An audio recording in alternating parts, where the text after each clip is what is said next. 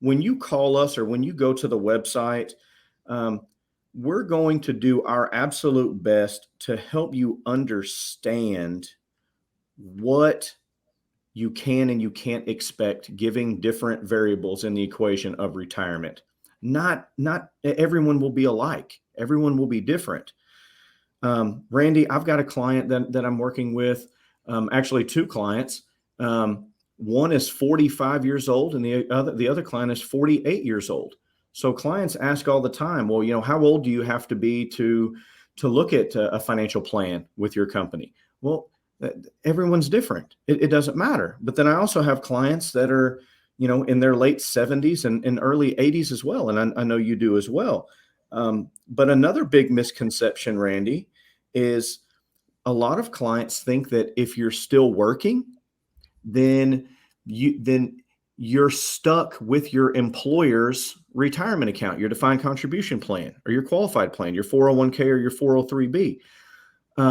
Guys, I'm here to tell you that is not correct. Most of the time, not all the time, but we can talk about that. Most of the time, if you're over 59 and a half years old, clients can qualify for an in-service distribution where they have access to move some of their retirement nest egg into a safe tax-deferred qualified annuity, like a fixed annuity or an indexed annuity, while they still work, Randy, and while they still contribute to their 401k. But what that does is that puts in that safety net. You talked about that retirement red zone, the 5 years before retirement and the 5 years after retirement. Well, if you're 62 and you lose 25 or 30% of your retirement nest egg, Randy, and you plan on retiring at 62, do you think that's going to change the landscape of your retirement if you lose 20 or 30% of your retirement nest egg? Of course, it's gonna affect what you do if you lose that. And Kale, as an example, just you gave a perfect the in-service distribution, so folks can understand.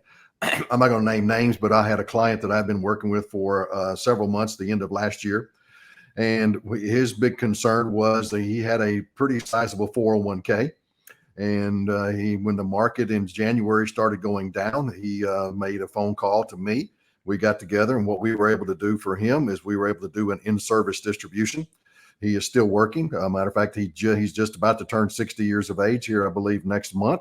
So, but when he turned 59 and a half, we were able to take a portion of his 401k and move that over into an income annuity where he's going to let that money grow for the next 7, 8, 9, 10 years.